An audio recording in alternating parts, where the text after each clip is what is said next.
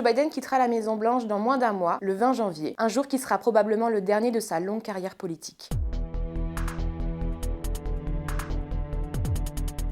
Que faut-il donc retenir de son mandat? Le début était assez positif. Joe Biden est arrivé en ayant au moins le mérite d'avoir battu Donald Trump, considéré par une partie de la population comme la plus grande menace à la démocratie américaine. Il a fait mieux qu'Hillary Clinton, il l'a battu, et à son arrivée à la Maison-Blanche, il a promis un retour à la normale. Ses premières missions étaient de sortir l'économie américaine de la crise de la pandémie, d'améliorer le niveau de vie des Américains, et également de rétablir les principes de démocratie dans le pays et aussi à l'international. Et il a eu des succès dès le début. Il a réussi à faire passer 2 grandes lois qui auront encore des conséquences sur l'économie américaine dans les années à venir. Il y a eu d'abord l'Infrastructure Act qui a relancé la construction des ponts, des routes, des trains partout aux États-Unis, au point où même certains gouverneurs républicains dans certains États ont essayé de tirer mérite de cette loi et des grandes améliorations qu'il y a eu dans leurs États. On retiendra aussi l'Inflation Reduction Act qui, en réalité, malgré ce que son nom indique, n'a pas eu vraiment d'effet sur l'inflation, mais a permis de relancer l'industrie américaine et notamment les projets verts. Le texte a fêté ses 2 ans et on voit déjà que dans plusieurs États, notamment du Sud et de la Rust Belt, des nouvelles usines sont en train d'être construites grâce aux subventions incluses dans l'IRA, ce qui sur le long terme créera non seulement des emplois, mais qui permettra également de redynamiser des villes qui, pendant un moment donné, avaient souffert de la désindustrialisation américaine. En politique étrangère, le bilan de Joe Biden a été marqué par un réengagement américain, contrairement aux années de Donald Trump, notamment dans l'OTAN. Et cela est principalement dû à la guerre en Ukraine. Joe Biden a voulu être la tête de file de l'OTAN pour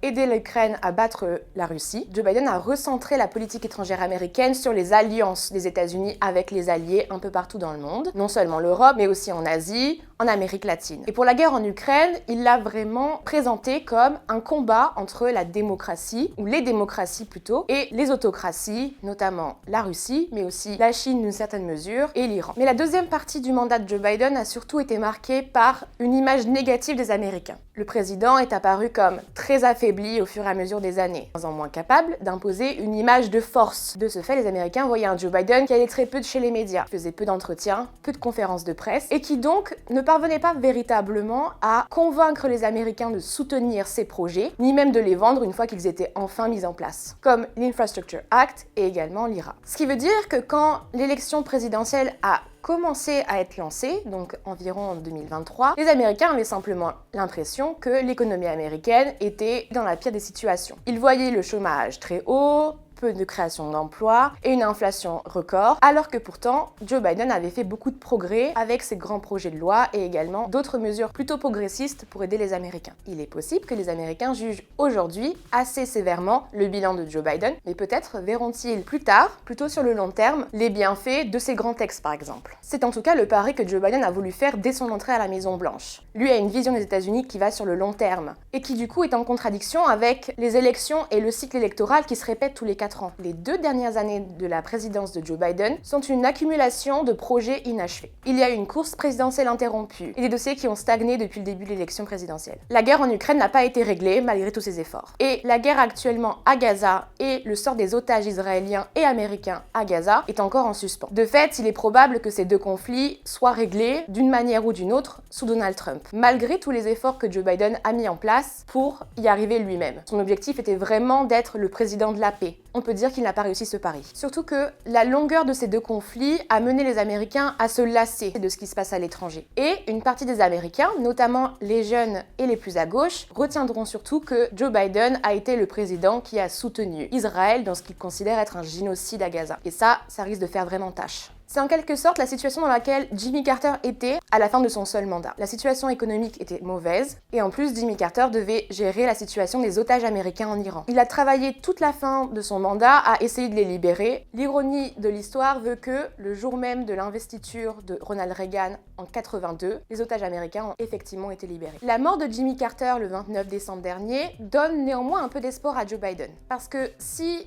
l'histoire juge assez sévèrement la présidence de Jimmy Carter, l'homme en lui-même, apprécie les Américains. On peut le voir avec les hommages qui ont été rendus depuis ces dernières semaines. Les Américains se rappellent de Jimmy Carter comme un homme intègre, qui aimait profondément l'Amérique et qui a quand même essayé de faire progresser la vie des Américains. Et il a également marqué à l'international par ses missions humanitaires. Pour les Américains, républicain Jimmy Carter était un homme qui n'aimait pas Washington. Il n'aimait pas les responsabilités du pouvoir. Il n'avait aucun goût même pour le pouvoir. Joe Biden, lui, il apparaît plutôt comme un président qui a toujours voulu la présidence et qui a toujours agi pour. Et qui surtout n'a pas en réalité fait autre chose que d'être en politique. Et aujourd'hui, à 82 ans, on ne sait pas combien d'années il reste à Joe Biden pour éventuellement se lancer dans des missions humanitaires ou même avoir encore un impact en politique ou au niveau de la société américaine. Il est surtout un événement qui va probablement hanter la mémoire et l'héritage de Joe Biden, et c'est son désistement très tardif dans l'élection présidentielle contre Donald Trump. Les Américains aujourd'hui, quand ils pensent à Joe Biden, ils pensent à sa très mauvaise prestation lors du débat présidentiel en juin dernier. Ils pensent au fait qu'il a refusé, malgré les pressions des démocrates, des donateurs et des Américains, à se désister. Son entêtement à rester dans la course a aussi fait naître l'idée dans les esprits des Américains et surtout des démocrates que Joe Biden préférait sacrifier la victoire de Kamala Harris contre Donald Trump plutôt que de reconnaître qu'il était temps d'en finir avec sa carrière politique. D'ailleurs, encore aujourd'hui, à moins d'un mois de son départ, il répète qu'il aurait pu gagner contre Donald Trump, alors même que sa cote de popularité signale le contraire. Selon un sondage de Gallup, 54% des Américains estiment que l'histoire jugera très sévèrement le bilan de Joe Biden. Mais pour l'instant, il est trop tôt pour le dire. De l'autre côté, Donald Trump, lui, voit sa cote de popularité remonter. Mais il a encore 4 ans à tenir à la Maison Blanche avant que lui aussi se fasse juger par l'histoire.